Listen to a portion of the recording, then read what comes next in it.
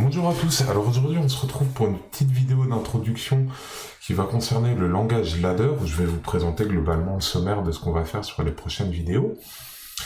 Avant qu'on rentre dans le vif du sujet, je vous conseille de regarder la petite vidéo de présentation que j'ai faite sur le logiciel EcoStructure Machine Expert Basique de chez Schneider, qui pourra vous aider à vous entraîner sur ce langage-là.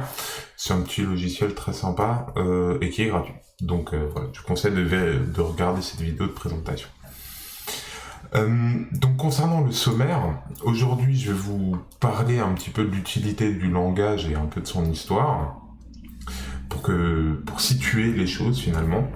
La prochaine vidéo va concerner la présentation du langage lui-même, donc c'est-à-dire comment il se rédige, de quoi il est constitué, quels sont ses principes de base.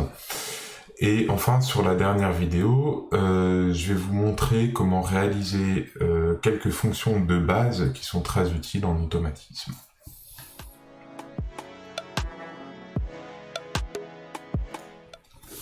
Alors, quelle est l'histoire de ce langage ? Et bien finalement, en automatisme, il y a environ une trentaine d'années de ça, les automates programmables n'existaient pas réellement, ou en tout cas, ils étaient très peu répandus. Sur les machines de l'époque, finalement, on utilisait ce qu'on appelait de la logique câblée. C'est-à-dire qu'on prenait des composants électrotechniques ou électroniques, on les reliait par des fils électriques, et finalement, on arrivait à faire des et des ou logiques, de la logique combinatoire et même de la logique séquentielle, avec simplement des composants électriques. De la même façon que sur une carte électronique, comme sur la carte mère de votre PC, vous avez des condensateurs, des transistors, et quand vous alliez tout ça, vous arrivez à réaliser des fonctions. À un moment, l'automate est apparu.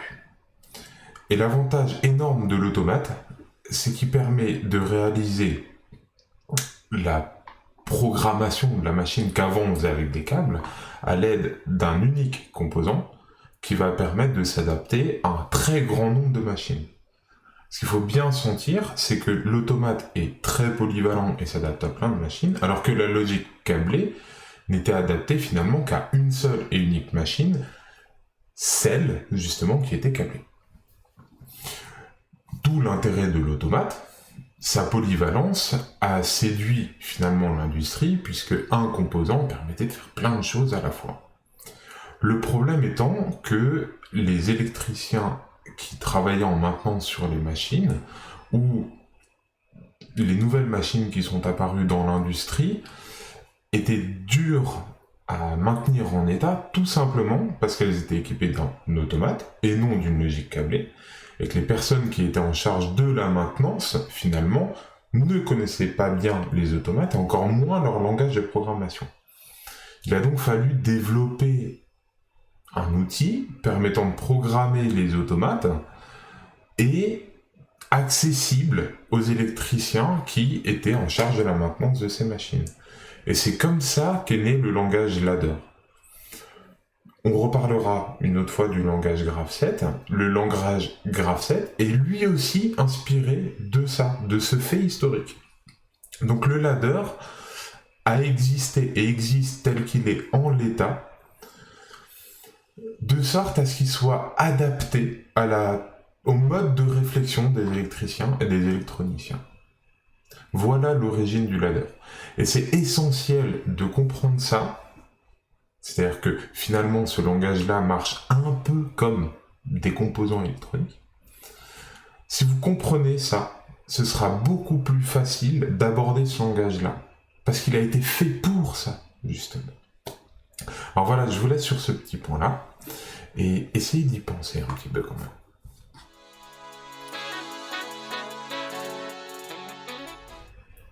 Alors, pour terminer cette vidéo, il faut quand même un petit peu que je vous parle d'une norme. Il faut savoir que le langage ladder a été cadré dans une norme. La norme, alors je prends ma petite note quand même, c'est la norme CEI 611-31-3.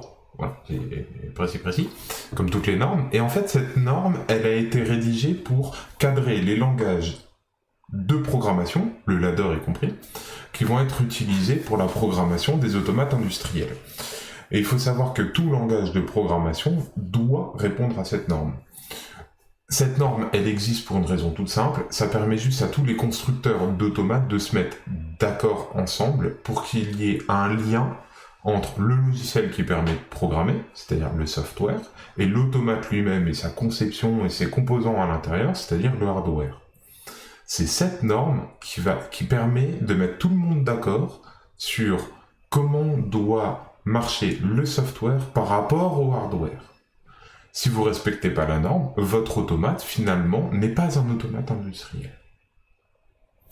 Et donc le ladder fait partie de cette norme-là. Si vous voulez la consulter, elle est accessible en ligne, elle est assez facile à trouver, il suffit de taper son nom. Voilà, je vous laisse sur ces quelques points, et puis on se dit à bientôt pour la prochaine vidéo.